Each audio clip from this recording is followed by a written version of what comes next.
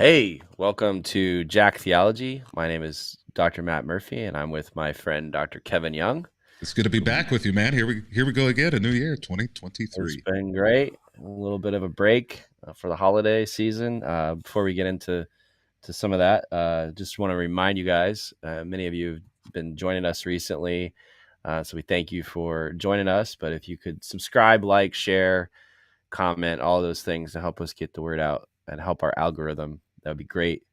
But thank you. We've received a lot of feedback, a lot of interaction through this podcast already in just a few short months. So it's been exciting and great just to dialogue with different people that are on the same journey we are. Yeah, it has been. I have. I thought the benefit was going to be just being able to talk with you and kind of go more long form on stuff that you can't go long form about online. But you're right. One of the kind of surprise benefits to me has been kind of the community and the feedback and the conversations with other folks, and we appreciate that.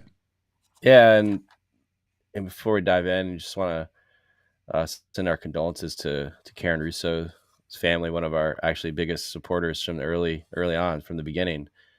She was she if she was still with us today, she'd probably be watching live and interacting. And so we're gonna miss you, Karen. Um, she's actually didn't live too far from where I'm at. Actually, we have some. She attended a church not too far from me. So I may try. I don't know if it can fit in my schedule, but I may try to get down and to the viewing just to pay my respects. But yeah, we're gonna miss you, Karen. Yeah, it's in a lot of shockwaves. I think through the community, especially the community of people who might call themselves deconstructors, and yeah, Karen, I think had a much larger voice in that community and presence than I think probably she may have known that she had, which Yeah, is really kind of awesome. she was a very positive spirit, a very encouraging spirit. When you step out in this way, like we're doing, very publicly, it can be difficult. We can really receive a lot of pushback. So it's always nice to have an encouraging ear and encouraging voice, and listening ear. And so she was definitely that for everybody in this world, and we all appreciate her. So we're gonna miss you, Karen. Thank you for your impact. Um, so yeah, so as we head to the new year, before we get into the topic for today, and um, just talk about, you and I both, we kind of set goals and resolutions, and I guess the more popular word these days is intentions. So it Intentions. gives you room to That sounds fail. very Catholic. I like that. Well, I'm intending to do this year, so Yeah. if I don't do it, well, I still intended to do it, so it gives me an out, which is probably a healthy way to look at it, so you don't beat yourself up. But um, another way to look at it is I try to make actual attainable goals, so they're some easier wins. Um, so, what are some of those for us? What are you looking at this year, 2023? Yeah, well, what the top three resolutions I think at New Year's are always health and fitness related, and probably my top one is that in that I want to cut out the weight that I put on over the holidays, or as I like to call the holidays, bulking season. So that is that's a goal. Be able to see the abs again. Selfish. Uh, you know, earthly goals. All these things, shall pass away. So if I'm storing up treasures in on earth, then physical ones are probably it. Spiritual, treasures in heaven. I think continue to grow. Obviously, I think in my faith, but I think you bringing up Karen reminded me that there is this kind of growing community of people who don't seem to fit in a lot of the old structures and systems. I think for the church and religion, and I think one of my hopes, one of my goals for this year is to invest myself more heavily in that community. Both to give to others out of what I've been given, but also to receive. It can be lonely in a lot of ways. I think whenever you start asking questions of the church and encouraging um, encouraging religious communities to be more accepting, to be more loving, to be more Christ-like, that can challenge systems in ways that are not well liked. And so, I think my hope this year is to be less lonely, to be less of a lone wolf, you know, Mm. in my faith as well, and connect with other people. In fact, have even this week just been having a ton of Zoom conversations with people all over the country, and that's been really life giving, to me, and I've appreciated and enjoyed doing that. I want to do more. What about you, man? It's great. Yeah, I mean, similar. I always set health and fitness goals, and you know, um, yeah, bulking season should end. Although I love bulking season for a lot of reasons. You usually make your best PRs in bulking season. Yeah, like you get stronger. But the yeah, so some of that I'm gonna get back on, the diet, try to drop some lbs, and then um, I want to do some. I want to add to my fitness journey. I want to before the COVID pandemic, like I was really consistent with like playing sports, like once a week, in a men's league, things like that. I want to get back into that Yeah. somehow. What, Um, shuffleboard? What's the? Soccer, basketball, something active. Um, You're not when you get to my age. Shuffleboard is that's where it's at. Which I don't know if you've well, ever played shuffleboard, but I have, like it's yes. actually it's amazing. It's fun. It's Honestly, fun. But for me and our shuffleboards here in town, they normally involve beer, which is not good for the old gut. yeah, it can be counterproductive for the LBs. Um, but yeah, I mean, similarly, like ministry and life. I mean, I'm like you. I just want to.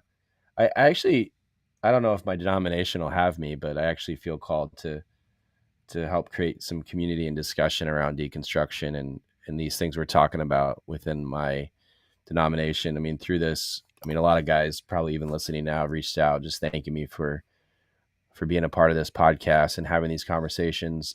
So I feel like there's probably a need for it. Yeah, no, I think And I'm cutting off your New Year's resolutions, but I think that's fine. denominations for those people who are part of denominations, and if leaders of denominations are listening, denominations are at a decision point, and they are at a fork in the road where they have to decide: are they going to be a part of engaging conversations about what is next, what the church is going to look like going forward, or are they going to put a wall up and say we're going to distance ourselves from those conversations? And I think that the denominations that do that aren't going to they're going to lose their effectiveness in what's next, and Yeah. their engagement, because it's going to happen. Churches, the landscape is already changing and will continue to dramatically change, and denominations have a choice as to whether or not they want to be a part of what the next season looks like, or insulate themselves and slowly continue their attrition. I hope they'll choose to be a part of those conversations. I hope the CMA will. I hope all the denominations who are really kind of at that decision Yeah. point will choose to engage rather than disengage out of fear.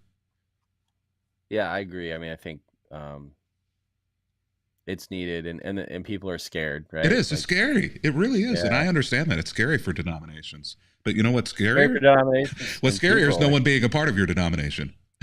yeah, Because they're all somewhere else. So, the yeah, alternative is you face the fear and the questions and the change, or you go the yeah. way of. You cease to exist, and it's interesting in denominations. You see, it's really the older folks that are holding on, right? Yeah, Um, like me. I mean, yeah, yeah. I guess we're headed there. We're more middle age. Head of there, No, yeah. but But like, I'm I only mean, middle age if I'm living to 90, and this body isn't making it to 90. um, we I mean, I'm just taking my denomination, right? And it's all the guys, that are in power are the boomers, and and a lot of the influencers are boomers, and still the vast majority of the vote in our denomination are the boomers that um, don't want to change, that don't see the need to change, and are like silencing voices like mine and others.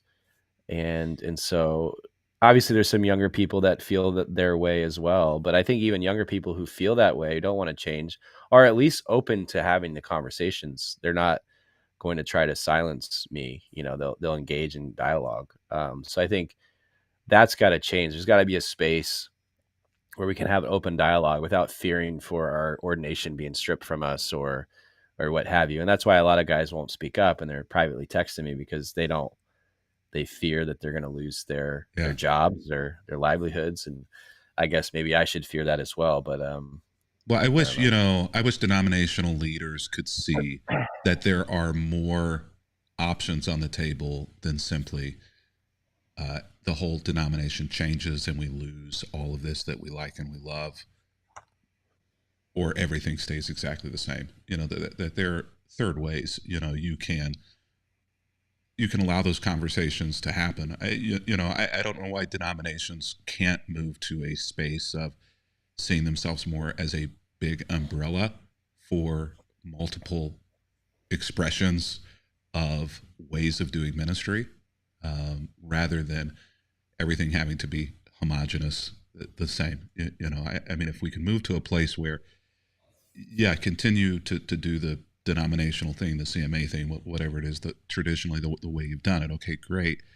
But wouldn't you rather have this other thing, have your best minds, have your best thinkers, have people who are on the leading edge of what truly is the mission field, the next season of Yeah. ministry and need. And wouldn't you rather have those people and those churches and those thinkers and those folks who already believe in your mission and what you're trying to do, are already ordained by you? Wouldn't you rather have them under your umbrella, even if they're doing something completely, kind of different than what you've been doing, rather than have them, I hate to use the word, but rather than have them competing against you Yeah. under some other denomination or under some other umbrella? uh, don't lose those guys, don't lose those girls. Yeah. Keep that under your umbrella. But it, Yeah. it's a It's decision everybody has to make as to what they'll do. But I yeah. hope I hope they will. I hope they'll not push folks whose soul is resonating with the greatest needs on the ground. I hope that they won't push those people out of fear, uh, of our denominations. Yeah. Couldn't agree more. I think yeah, we're at a crossroads with a lot of denominations, that which is interesting because most of these denominations started from having conversations like we're having. Yeah. Well, They- yeah. they- you know, When and I mean, I'm having people call and talk to me all the time saying I'm not in alignment with my church. I'm not in alignment, with my denomination. Sometimes that alignment is huge. Sometimes that alignment is minor. But they recognize that any public misalignment on what it is that they're wrestling with means essentially they will either be pushed out or have to leave. And for some of them, there is space to take their church through a process of realignment, but it's not worth it because they don't feel like the denomination is going to support them through it. And so they're faced with the choice of either staying and being silent and continuing to just pretend, or to leave and go somewhere else. And I don't think denominations recognize how many pastors are on the fence and ready to leave. I think denominational leaders would be shocked. And it's not just the young folks. I mean, we're talking people in their 40s, in their 50s, in their 60s, people who have been in these denominations for years are quietly considering leaving their denomination because of misalignment and denominations' inability or unwillingness to engage an honest conversation about some of these topics. And it's going to decimate denominations whenever those floodgates break and people start saying it's less risk for me to leave, or it's more risk for me to stay than it Yeah. is for me to leave. Right now, it's a Yeah. risk reward, scenario, like you just Yeah. said. Yeah. It's like, where does the paycheck come from? Who's going to hire me? Where am I going to go? Right now, there's not perceptually for a lot of these folks anywhere to go. It's not going to be that way for long. They're going to either find a place that's a startup that welcomes them Well, under there. the umbrella, Yeah. or they're just going to say, I'm going to go at it on my own. And it is going to decimate denominations whenever that happens, because it's going to be rats out of burning buildings. Yeah. That's already happening. I think. I mean, I've had 3 or 4 conversations over the last couple of weeks with guys in my denomination, trying to figure out a way out. So it needs to be addressed, and yeah, or they're going to die. Which, if they're not going to address these issues, it probably isn't a bad thing that those denominations die. Um, so part of the reason why we're here, I guess you and I are here, but also the church as a whole is here. Is this idea of deconstruction? And I was thinking about this in our podcast, and so over the next 4 or 5 weeks, we have a special guest coming in a couple weeks. Hopefully that works out, to talk, to maybe take a hiatus from this. But there's 4 tenets of evangelicalism. We talked about this in previous episodes, but we're going to go through them kind of line by line and then break them down in the coming weeks.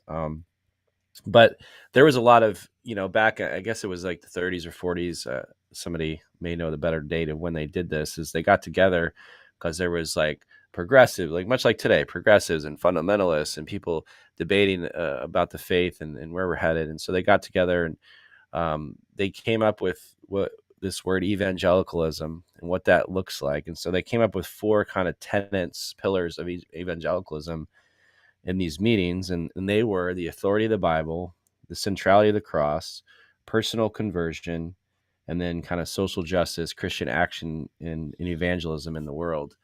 And these are what can unify us. And I think that by and large, the evangelical church, even non-evangelical Protestant churches, have not stuck to these kind of tenets I because actually, I'm kind of shocked when you read those 4. yeah, I was like, that doesn't sound like evangelicalism to me. yeah. Um, At they, least they're not. At vague. least not what I feel like evangelicalism. Is For, yeah, like it's if not. somebody was to sit down, if you were to just go out to a random person, even a random evangelical, and say, "Tell me the first 4 things that come to mind when you think of evangelicalism." Maybe they would hit 1 or 2 of those. Maybe I'm kind of shocked by that list. Yeah, because I think it allowed for a lot of different viewpoints to be a part of this movement, So that um, big umbrella idea. and it kept the main things the main things. I think most, if you're still following Jesus now, there are a lot of people that have deconstructed to the point they just don't want to follow Jesus anymore.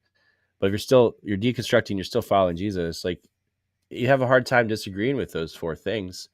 Um, and so we've kind of like, I think over time become more fundamental, added to those things. And so the first one we wanted to hit today was like the authority of the Bible. So um, You had to start there, right? yeah, um, Let's start with an easy one, right? The yeah, authority of the Bible. Well, it's inerrant, so um, okay, there we go. We're done. yeah. Well, I think every Christian would agree, Catholic, Orthodox, Protestant, evangelical, that the Bible is part of our authority structure. Now, all of those major parts of Christianity might have pieces that are also authority, but everyone would agree the scriptures are part of that authority. So we can all agree, yes, scripture is authority. But then you get down to what fundamentalist evangelicals and by and large broadly evangelicals say is the authority of the Bible equals inerrancy. So why don't you define inerrancy for us? No. Can you define inerrancy? I mean, I think you can, but everybody defines inerrancy differently. This is one of the things, I posted what a tweet or two this week about inerrancy, and it's interesting. I can post about LGBTQ. I can post about Catholics versus Protestantism. You put something out there about inerrancy, and it's just like there's so much heat under that topic. It exceeds in a lot of ways the heat under everything else, which is fascinating to me. But everybody has a different definition for it, and so I think what inerrancy came out of modernism and biblical criticism in the 19th and 20th century. A lot of folks who were social justice, who were beginning to question biblical foundations and fundamentalism, kind of came up and said, no, we can't lose the authority of the Bible. And so, this idea of inerrancy is important. And so inerrancy really began as a thought and a doctrine in the church. It's only what a few hundred years old, 19th, 20th century. But most people will say that the church has always viewed the Bible as inerrant, which is not really true, but it's difficult to unpack that because a lot of the same words are used.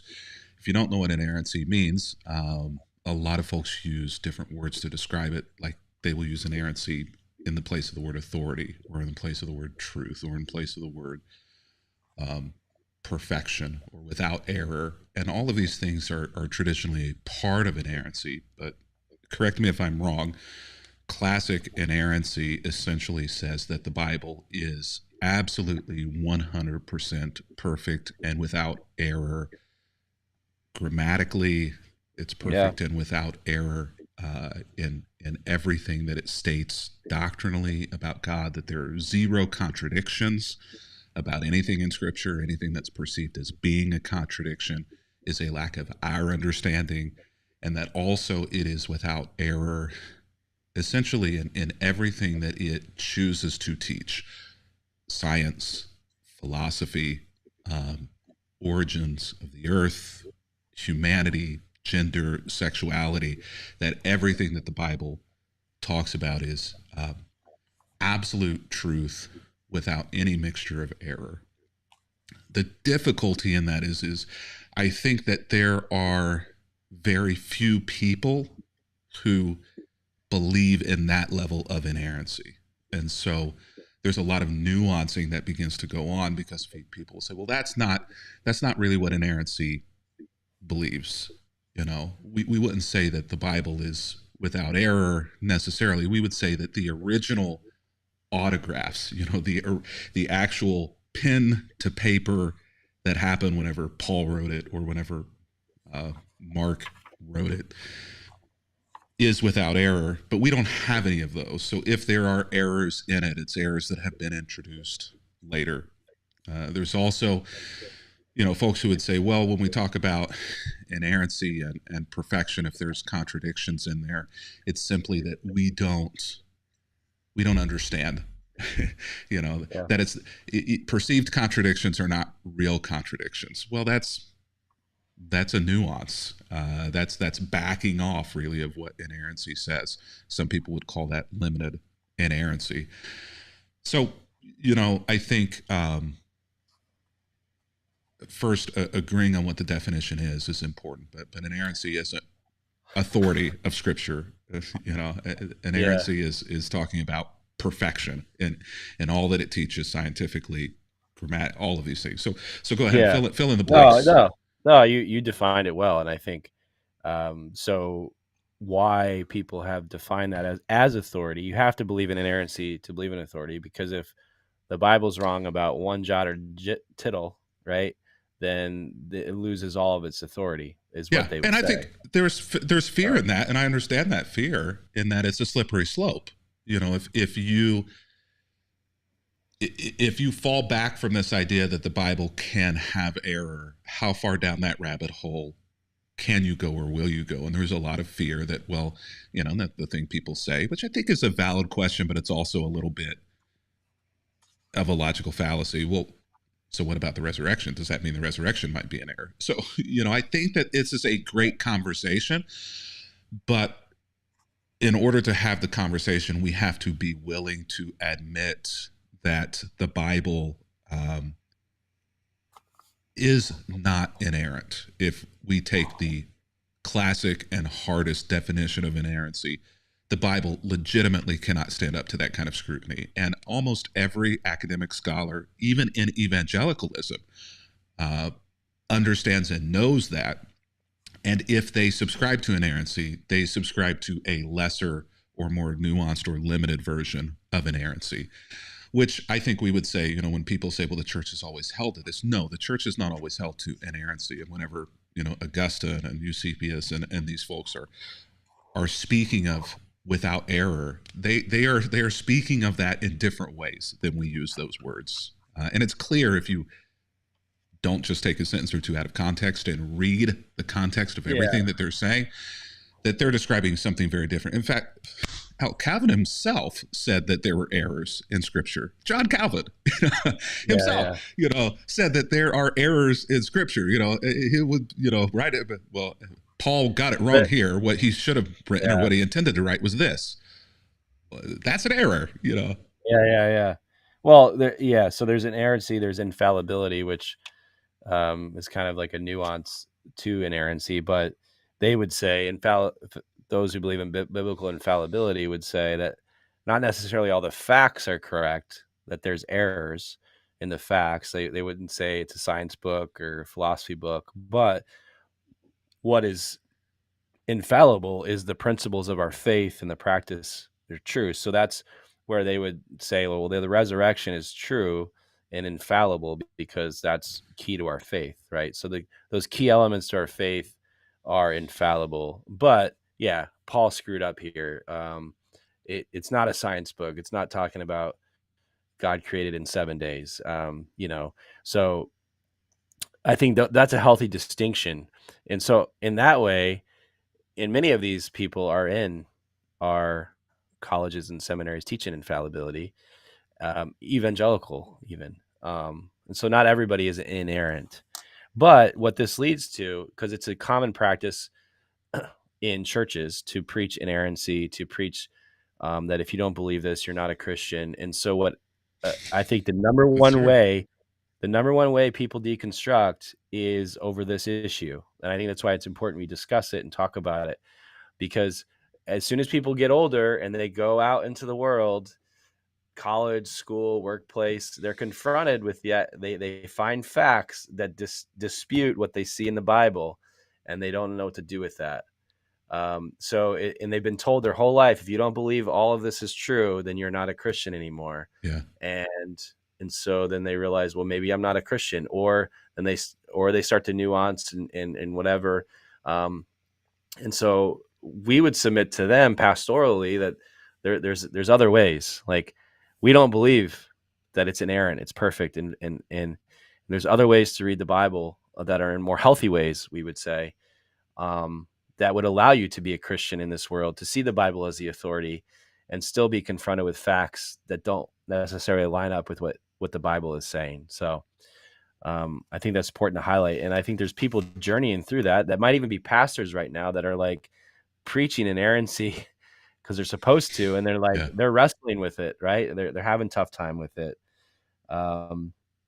So I would say to them, like, there's two options here. There's one option is just or two extreme options. One option is just to completely leave the faith, leave the church.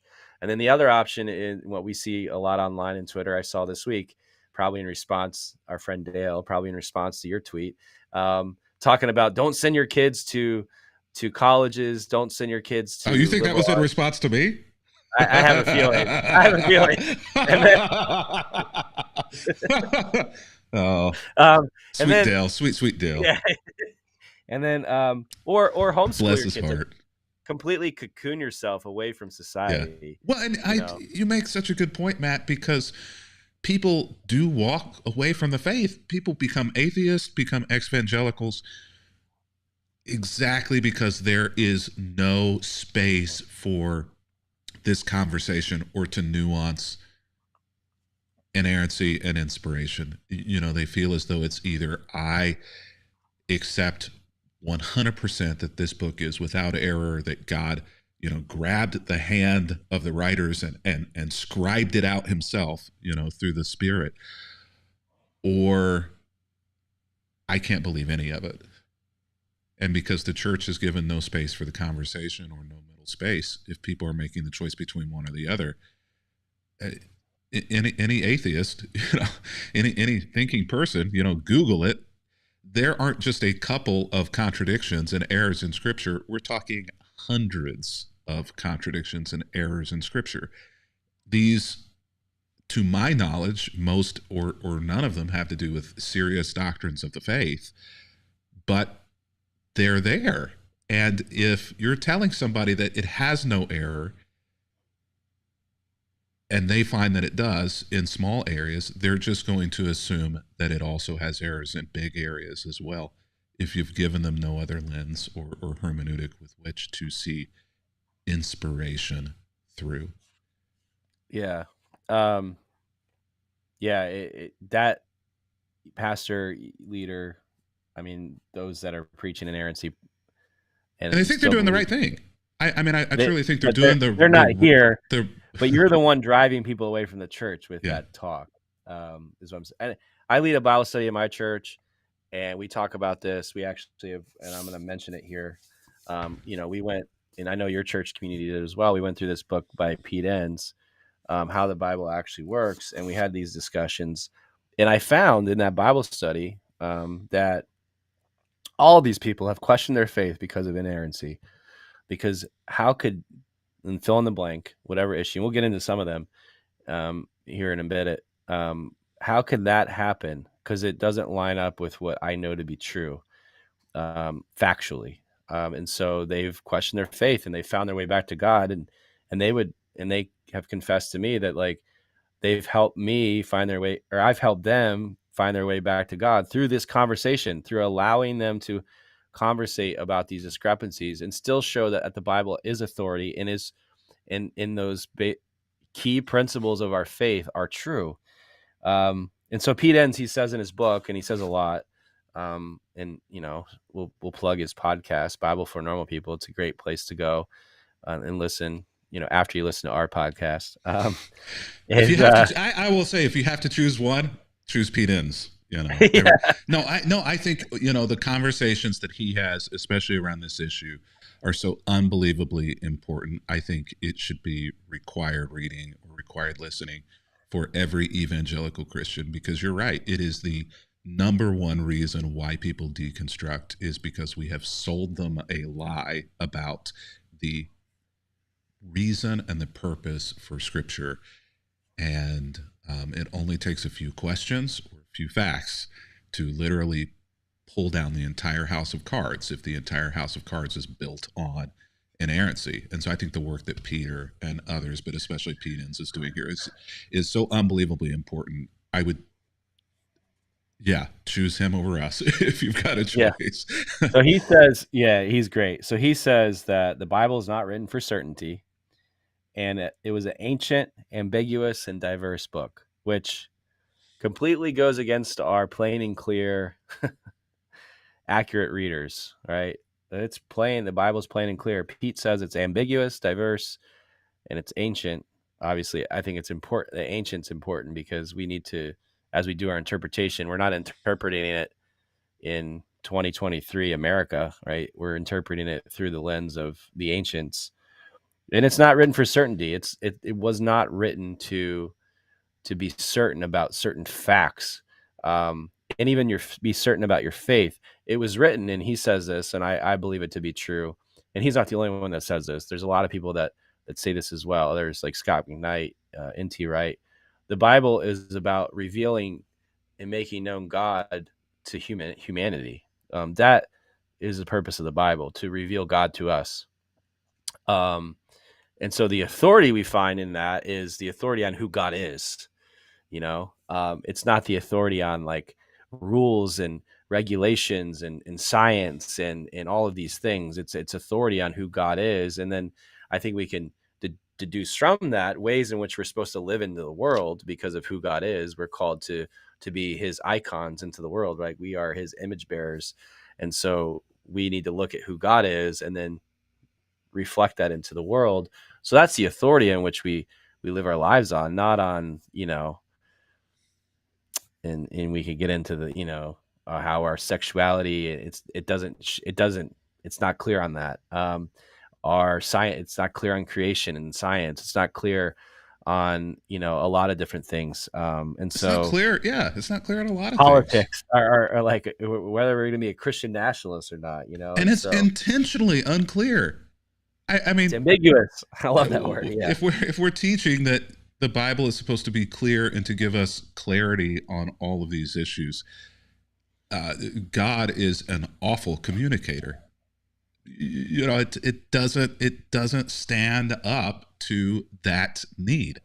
So there has to we had to have misunderstood the purpose of the Bible. The purpose of the Bible could not have been written for certainty of the things that we are trying to make it certain of. Yeah. So your tweet, you tweeted out, I guess just a few days ago. Uh oh. I'm always worried about when somebody says your tweet that you tweeted here. All right, which one? Hit me with About the inadequacy of inerrancy is that it places into concrete what God preferred complex. That's what we're talking about. Those who cling to inerrancy mutilate the mystery and beauty of the text, straitjacket God to human interpretation, become servants to the wrong master. And then you ended with Christianity does not equal concrete. And I think that's so true. And especially I don't know why, if somebody actually read the Bible and how even Jesus interpreted, um, the Old Testament and how rabbis interpret the Old Testament, it was anything but concrete, right? Jesus, I mean, just even reading the Gospels, Jesus was never like concrete. Like he left most of his teaching open ended, right, with questions, and created more questions than actual answers. He would answer parables. The questions whole with point of questions. parables. Yeah, Yeah. yeah, they were just open ended. Like there's so many ways you can interpret them, and that's very Jewish of him. It's very, and so it's a written by Jewish people, interpreted by Jewish people, and yet we want to then put our modern boomer mindset onto that. It's not concrete. It was never intended to be concrete. And so I love that tweet. I thought it was right on, man. I'm not a boomer, FYI. No, you're Gen X. No, there is. Maybe you understand this, Matt, but there is in Christendom. Maybe it's really just Western thought. There is this extreme fear of ambiguity, and I think that has been a killer for our faith, and it's been a killer, I think, for evangelicalism. Is a need to find certainty and to concrete things that I think God left intentionally ambiguous. I mean, faith itself. Let's just think about faith and what that means. Faith requires some level of ambiguity and uncertainty. We use the word faith all the time, but faith implies necessarily ambiguity and uncertainty and mystery. This yeah. idea of God as a mystery, and so much of what we desire and experience is this mystery of holiness, and Jesus and Paul speak a lot about that mystery of godliness. Mystery implies and requires ambiguity, but we don't want it. We hate it, and I don't know why. I don't know if it's fear within ourselves of being wrong, and there's this extreme need of being right, or if it's just that we want to be better than our neighbor.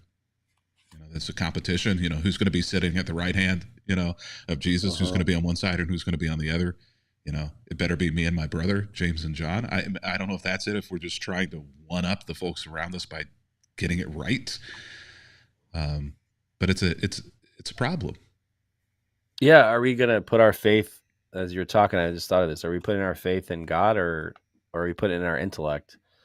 I think that's what a lot of people put their faith in. And so they want to be certain. I remember being at, the college we both went to, although we didn't know each other there. I think you graduated the year before I arrived. But 2000. Yeah, so you graduated, and then I showed up that fall. But I just It remember, was probably a good thing. Worlds colliding, things. There might have been great explosions, and yeah, but I remember sitting in these classes, like these theology classes, and thinking, man, they they have this special knowledge of how the system all fits together. And I remember like reading scripture and being so confused. Like, I don't see how this fits with that, but like they're telling me it all fits together. And I remember thinking, well, one day I'll come to that knowledge and yeah. it'll all work That happens all the for time. me. Like I do that all the time. People will, respond to a tweet that I've posted and be like, "This verse, this verse, this verse, this verse proves you wrong," and I'll go and read those verses, and I'll be like, "What the hell are you talking I about? know. That has absolutely nothing to do with what you're trying to make it do." But we've so used the Bible, we've weaponized it Yeah. in order to concrete and prove our interpretations. Um, Pete Enns would say we've totally misused it. Yeah. And the inerrant folks, they use the Bible. It didn't make even sense to me at Cedarville. It was like they use the Bible verses to try to prove that the Bible is perfect without error. And how can you use, you know, The circle or your reasoning. it's Yeah. like that's so not academic at all, right? Like, well, like when we went present our dissertations, well, my paper said it, so it must be true. Like, what is that? Um, yeah, it just it doesn't hold up under weight, and it doesn't hold up. I mean, the Bible has a lot of contradictions, so we'll just go through a few. I wrote a few down, see how far we get. But like creation is one. That's a big one we start with, especially if you go to any sort of Bible college or maybe even take a class somewhere on creation. You learn that first of all, there's a lot going on, right? Yeah, there's two creation stories, but Yeah, right. I mean, first, two. There are two creation stories, and they're not the same. Like yeah, they're not the same. that. Like no one ever taught me that in fundamental Baptist church. No, well, and the biggest mind blower that there's no answer to from the Ken Hams of the world is the one that those literal creationists use are literally interpreting a poem. Like when in ever do you interpret poetry literally? Jews have always, always seen Genesis and the creation story as a poetry, as a allegorical story about the creation of the world. Always. And yet Christians are like, it is literal, down to the letter. And somebody's wrong. But the Jews wrote it. So I just don't know that we're right. And Yeah. science says we're wrong. Yeah. The Jews say we're wrong. Science says we're wrong. I I don't know.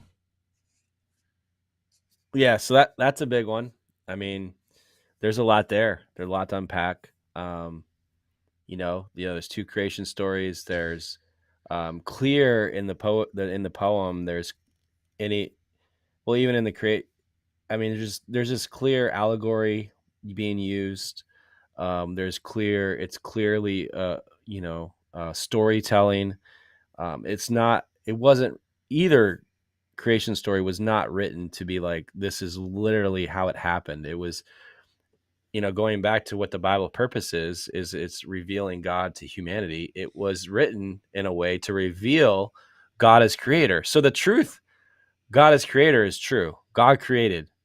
Like, that's infallible. That's truth. That's the truth about our faith, that God is creator. How that happened, well, obviously there was no human that was present when God created, and so it's open to our storytelling and how we want to. But the purpose of these writers was to write that God is creator and reveal that in different ways, and they told it with very common storytelling tools and idioms of that day. So um, I think that's important for people to understand. I mean, there's a Uh, talking snake with legs, y'all. yeah, I yeah. mean, there's a I didn't talking want to say snake. that. There's a I didn't want talking to snake with legs, y'all. I'm not saying God But can't do. Kevin, I'm not saying God can't do that. But there is a talking snake with legs, y'all. snakes talked before the fall. That was their curse, Yeah, Kevin. but only snakes. I just.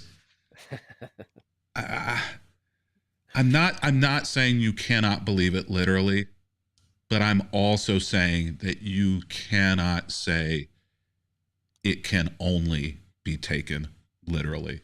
That to me is where we get into the issue. I don't have an issue so much with folks who need to see things as literal that I don't see as literal.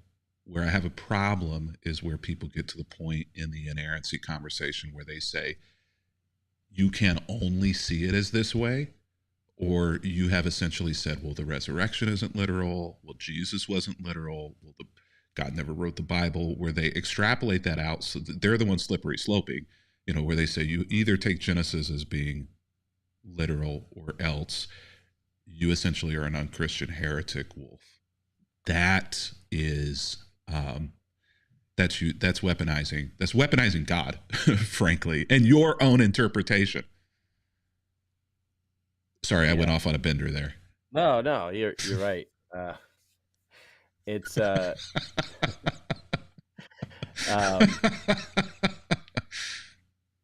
it's I'll yeah. shut up. You talk. No, I think we covered it without like creating a whole podcast episode on creation. But so the other one, another one that's common is the flood.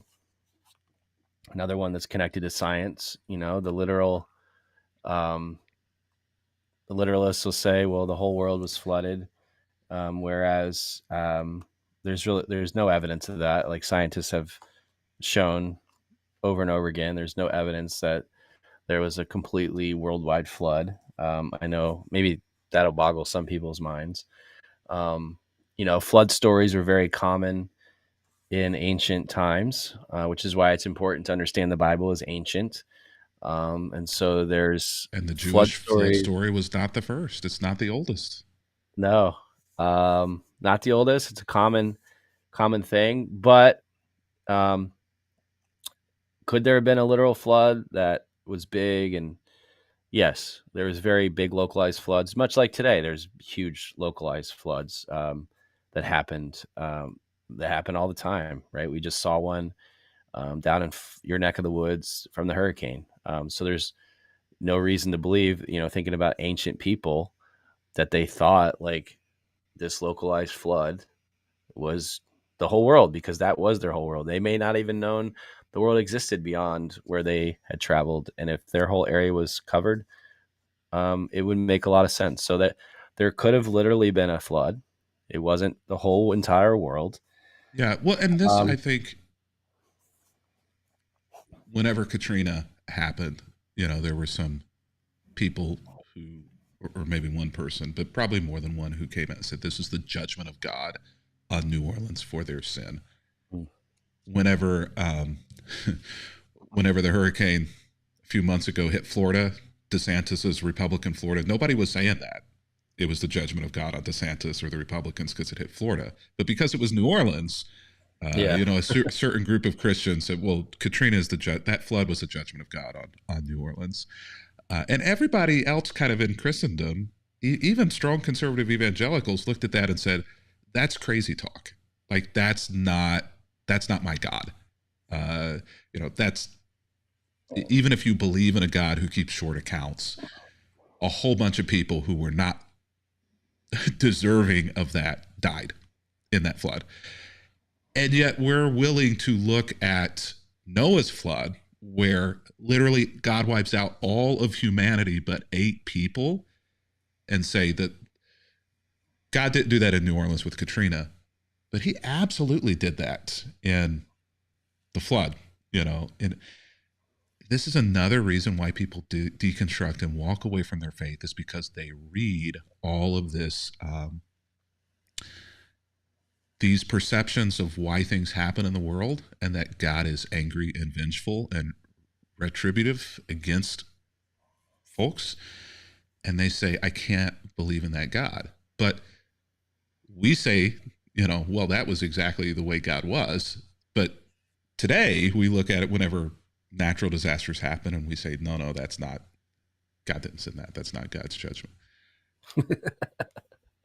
Yeah, we So pick and choose. My Dallas seminary, folks would say, well, that's dispensationalism. Well, that's another topic for another day, but you're crazy.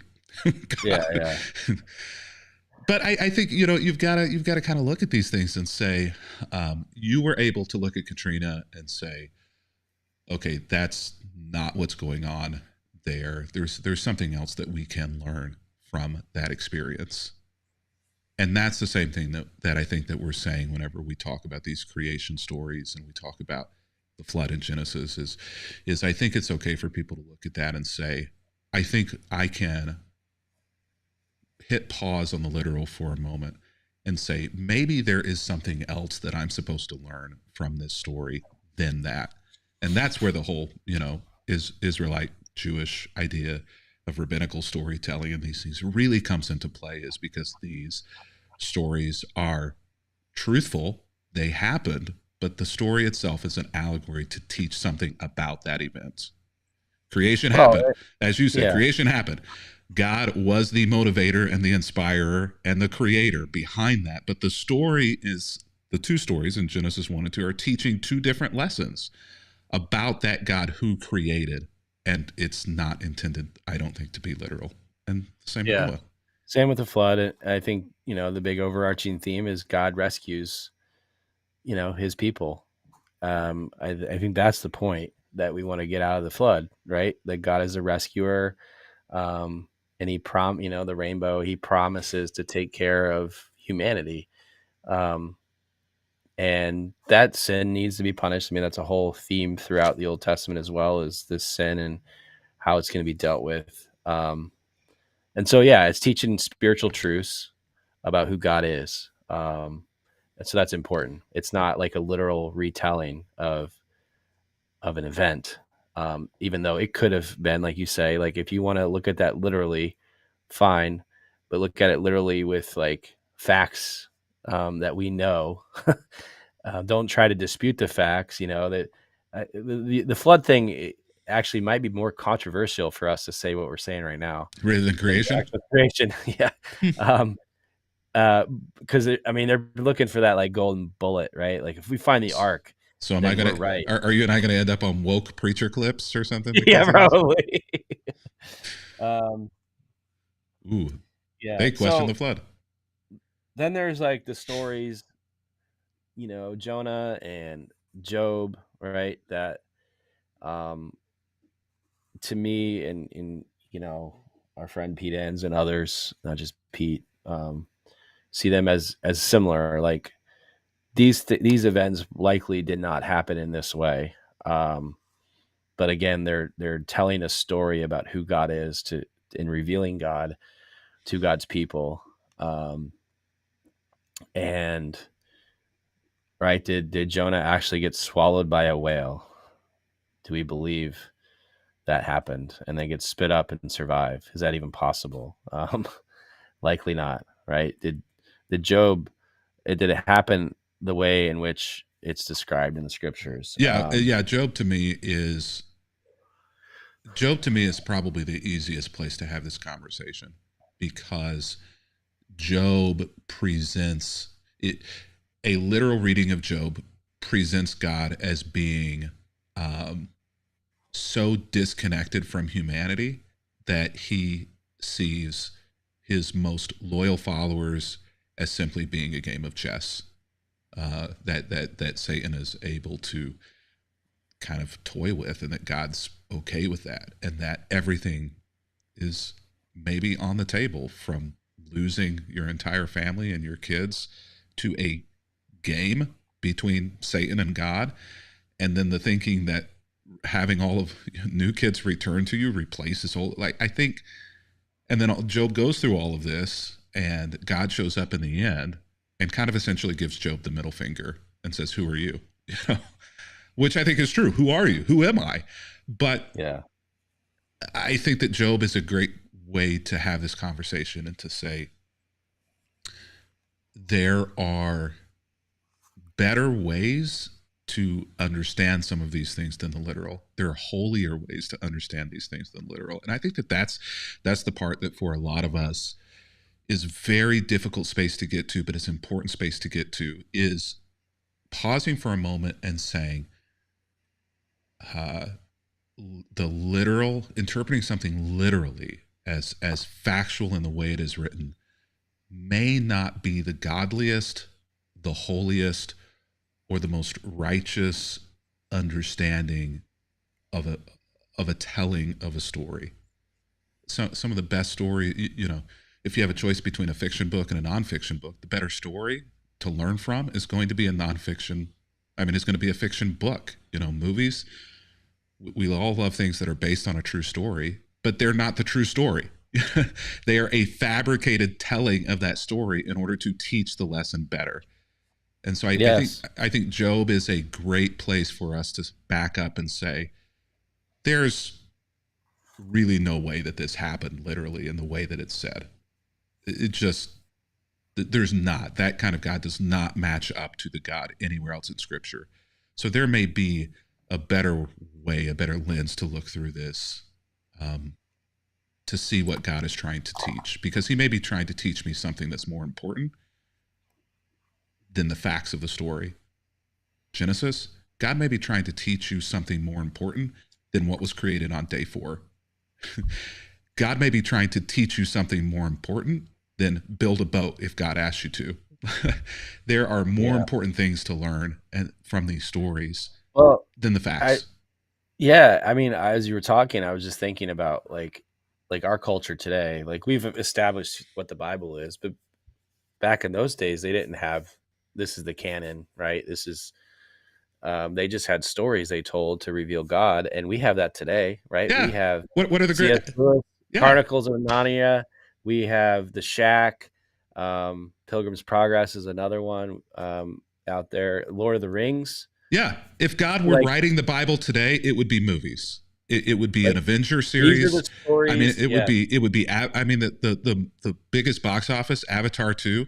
You know, Avatar Yeah. 2 isn't teaching us about blue people on a planet far away from here. Like you look at Avatar and you go into Avatar, this is a literal story which I'm supposed to learn about this planet, that has the Navi. And Yeah.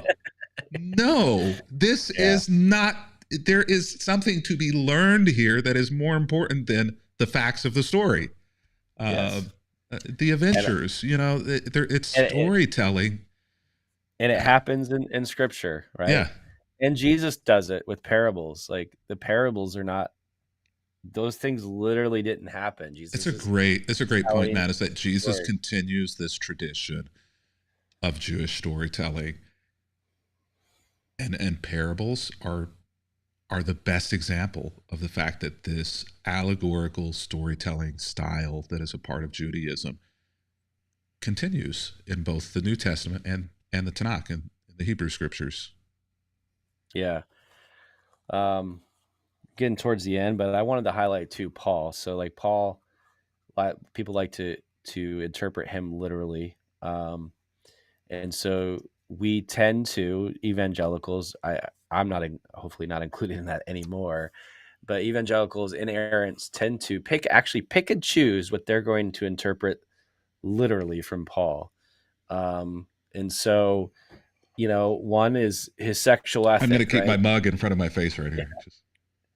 So, first of all, like, I mean, we've talked about this with the sexuality stuff, but like, so if we were to take Paul's sexual ethic, right, that um, literally, as these inerrants want, he actually tells us that it's better to not get married. Like, his sexual ethic is actually to not get married, to not have sex at all.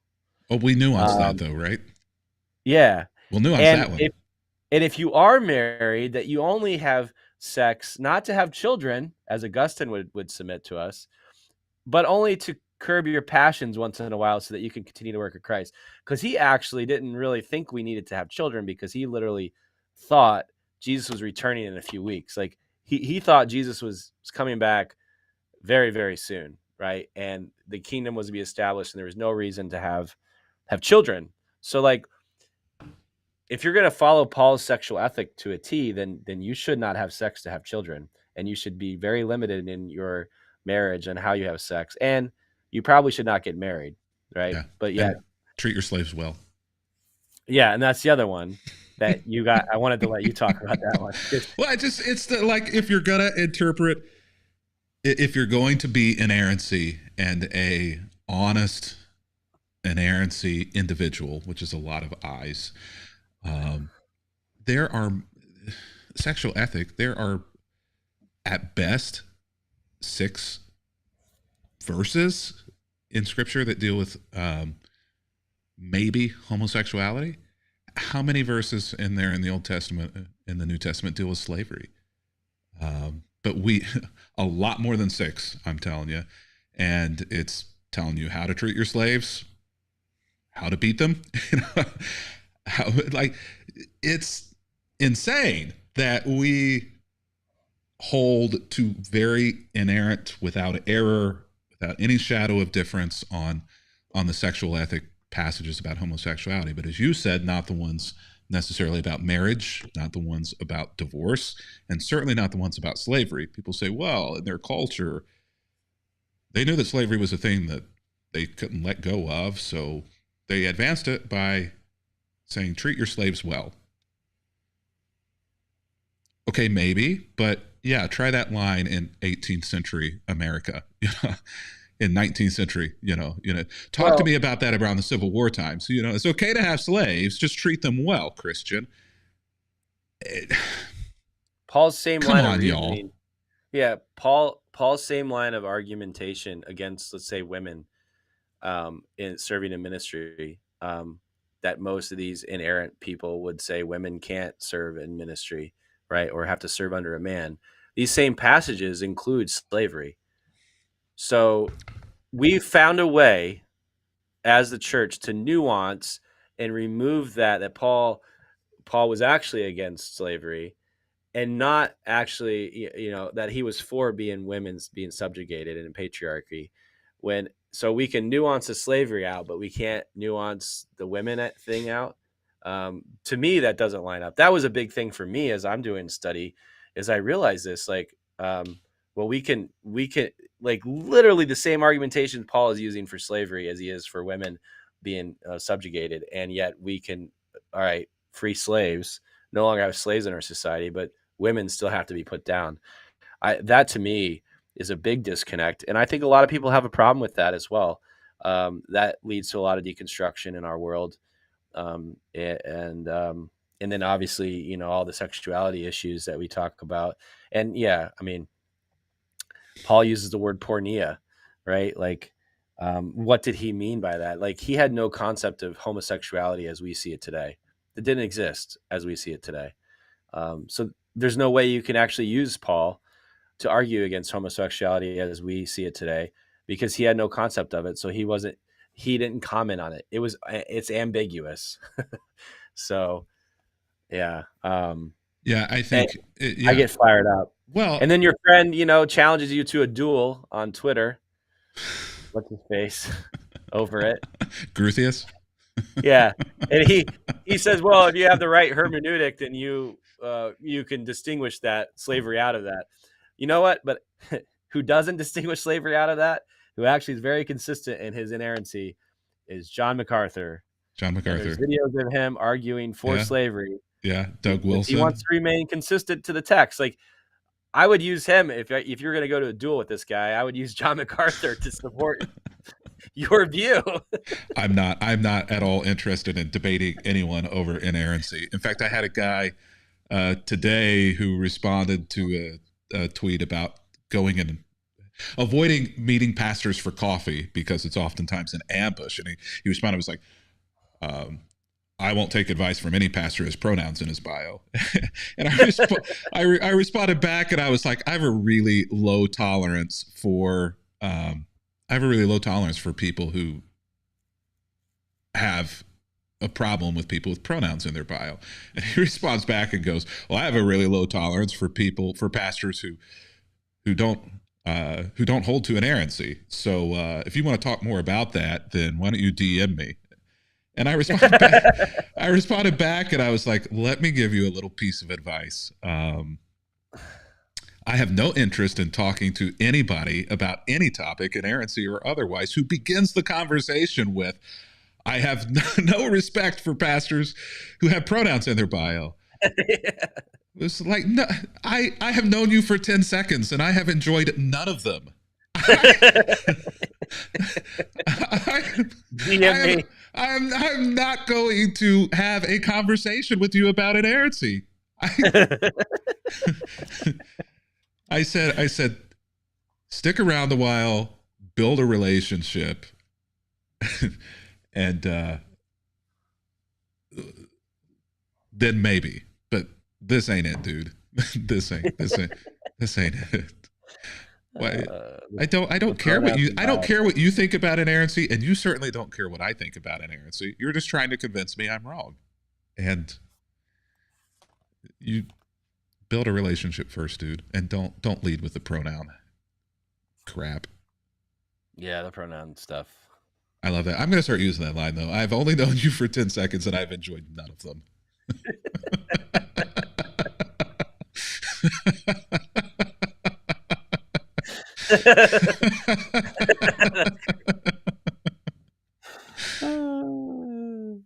That's your next tweet.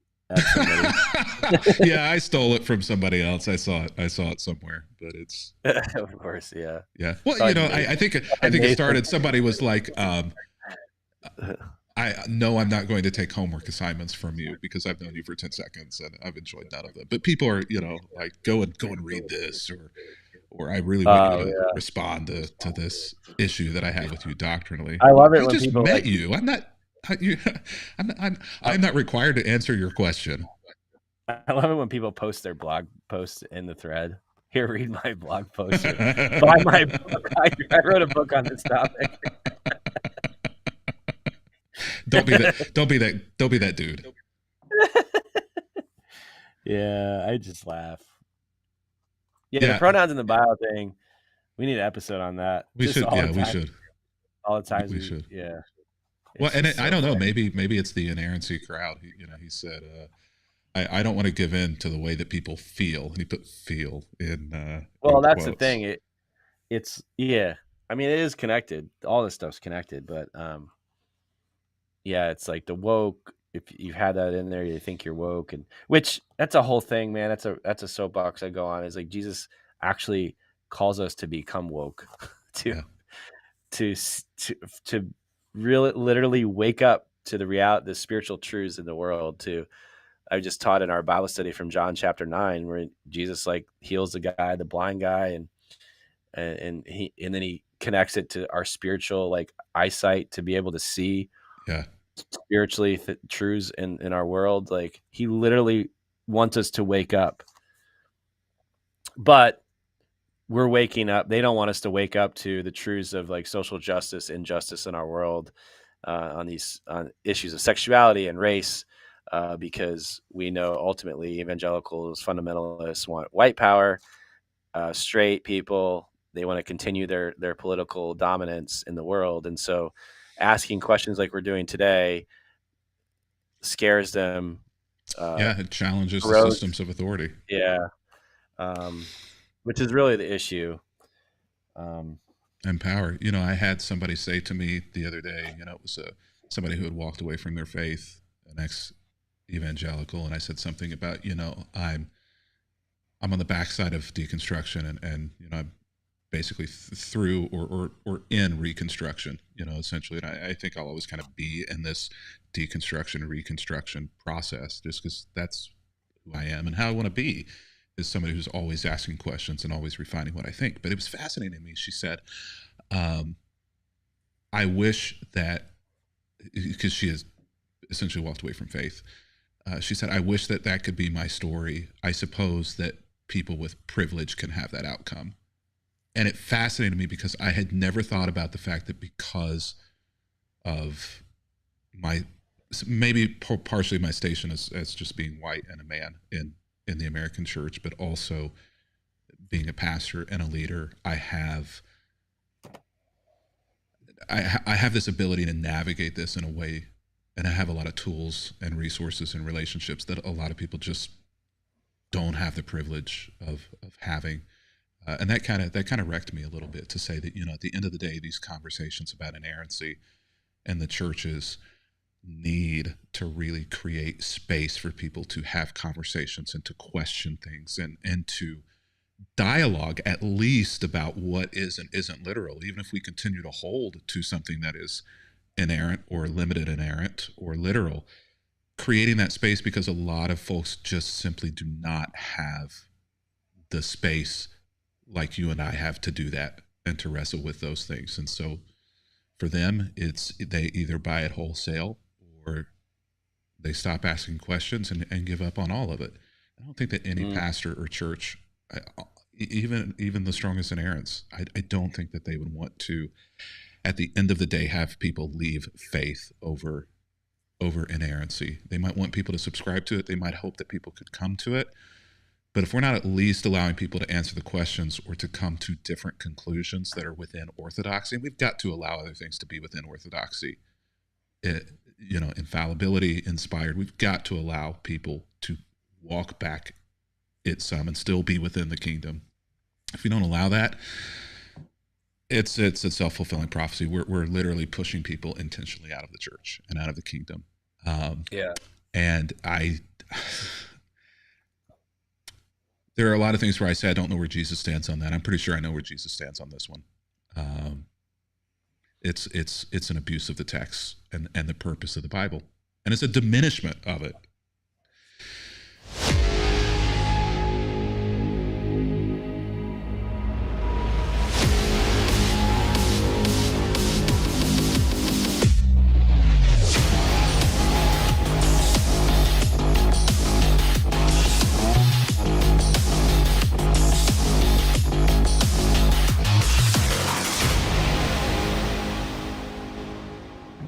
Yeah. Yeah. We miss a lot when we do that. Um, a lot of good truths. Yeah, you're right on. I never thought about that before, being in a privileged position and be able to do this. And in many ways, they're right. Um, and in some ways, yeah, we have privilege and we're able to, like, I was thinking about that too, like to get to a, we're able to talk about it. We have to be like secure in who we are. And some people don't have the space, the resources, the time to enter into therapy and conversations and all of those things that we are able to do and deal with their trauma, fallout, to get to a place where we can talk about it and process it is so true. I heard a quote. Actually, Oprah was on a show, the comedian, The Daily Show, Trevor Noah, and Trevor's hilarious. yeah, and she was talking about this idea that, like, if you're in poverty and you're underprivileged, you have trauma just from being in that place. And I never thought about that before, and I thought about it, and I was like, she's right. Um, there's just undealt with trauma, and so like, and so one of her things she wants to do with Prince Harry is like destigmatize, mental health and like get therapy to places in underprivileged places to help them process, and that's a huge thing. And I think, to you and I, a huge reason why we're able to speak out like this is because we've gone through some of those processes to Yeah. deal with trauma that other people don't have. Um, so you're right. Yeah, it's interesting because otherwise, if you don't, you either just stay and shut up, or you just leave it all together. There's no challenging the system. There's no ability to do that or desire to do that.